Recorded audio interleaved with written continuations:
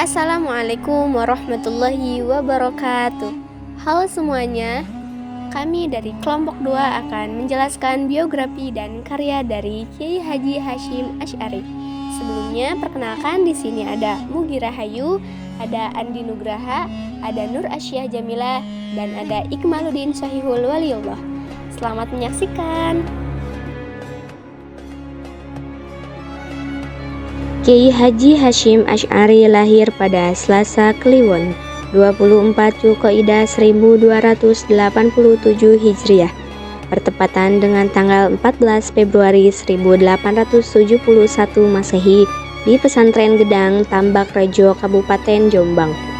Beliau merupakan anak ketiga dari 11 bersaudara, putra dari pasangan Ki Asy'ari dan Nyai Halimah. 4 istrinya bernama Khadijah, Nafisah, Nafiqoh, dan Masruroh. Salah seorang putranya, Wahid Hasyim, adalah salah satu perumus Piagam Jakarta yang kemudian menjadi Menteri Agama. Sedangkan cucunya, Abdurrahman Wahid, menjadi Presiden Indonesia. Beliau memiliki gelar Hadratus Syekh yang berarti Maha Guru dan telah hafal Al-Kutubus Sittah. Beliau wafat pada 7 Ramadan tahun 1366 Hijriah atau 21 Juli 1947 Masehi.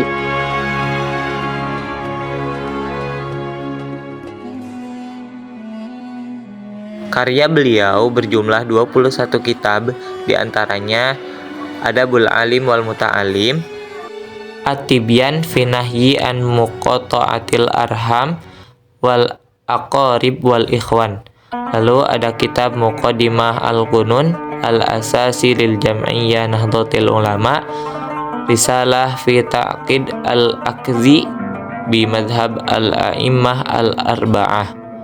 Lalu ada kitab Mawa'iz, lalu ada kitab Ad-Durar Al-Muntasirah fi Masa'i Tis'ah Asyarah. Lalu ada kitab Arba'ina Hadisan tata'allaqu bi mabadi'i Jam'iyyah Nahdlatul Ulama. Lalu ada kitab An-Nurul Mubin fi Mahabbati Sayyidil Mursalin.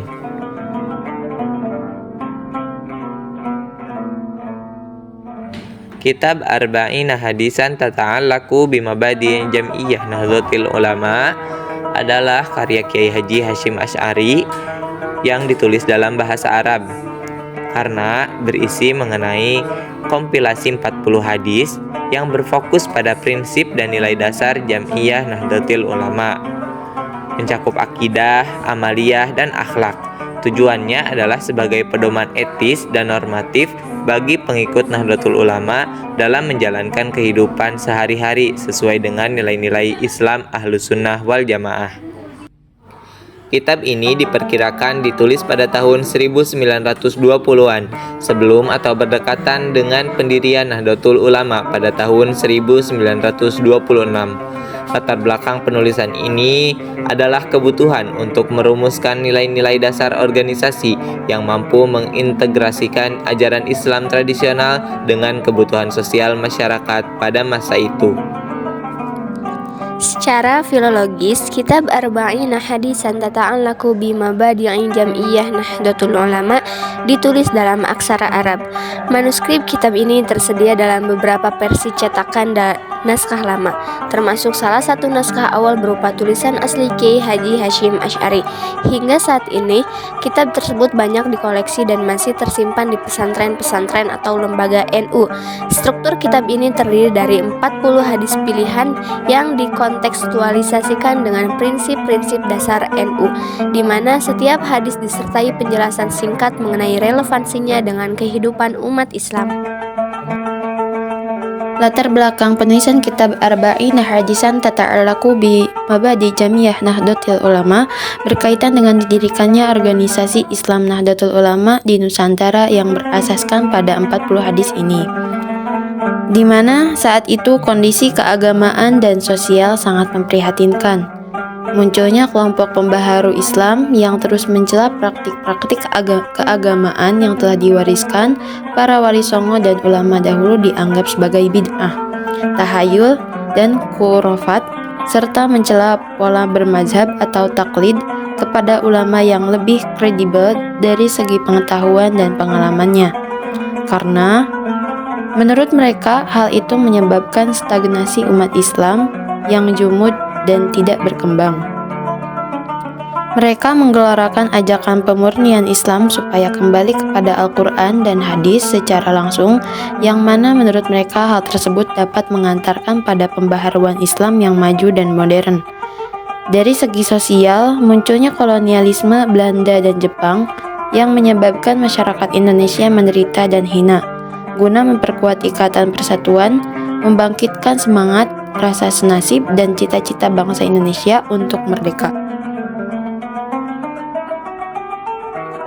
Ramadan tahun itu, umat Islam Indonesia sebetulnya telah memulai menghirup udara kemerdekaan. Namun, situasinya tak jauh beda dengan tahun-tahun sebelumnya. Bahkan, mungkin lebih menderita. Pasalnya, mereka tengah menghadapi agresi militer Belanda pertama pada 21 Juli 1947. Persis 2 hari memasuki bulan Ramadan. Beberapa hari kemudian, pada 25 Juli 1947 atau 7 Ramadan 1366 Hijriah, di kediaman Hadratus Syekh Kiai Haji Hasyim Asy'ari yang tengah berusia 76 tahun itu, kedatangan 2 utusan Panglima Besar Jenderal Sudirman dan Bung Tomo. Salah seorang utusan itu bernama Kiai Gufron, pemimpin Sabilillah Surabaya. Keduanya mengabarkan situasi bangsa selepas agresi militer Belanda 21 Juli 1947. Jenderal Spoor sudah merebut Singosari, Malang, ujar perwakilan itu. Rais Akbar Nahdlatul Ulama itu kaget luar biasa. Jatuhnya kota perjuangan, pusat markas tertinggi Sabilillah, badan kelaskaran rakyat yang dipimpin Kiai Haji Masykur itu sangat mengejutkannya. Masya Allah, pekiknya. Lalu ia memegang dan menekan kepalanya kuat-kuat. Keterkejutan yang hebat ini membuatnya pingsan. Mendengar kabar itu, Kiai Haji Hasyim Asy'ari mengalami pendarahan otak. Dokter Angka yang didatangkan dari Jombang tidak bisa berbuat apa-apa karena keadaannya sangat parah sekali. Hadratus Syekh wafat hari itu pada 7 Ramadan. Kiai Haji Hasyim Asy'ari dimakamkan di Kompleks Pondok Pesantren Jombang, Jawa Timur sebagai kusuma bangsa. Atas jasa-jasa perjuangannya, pemerintah Republik Indonesia menganugerahkan gelar pahlawan kemerdekaan nasional kepadanya.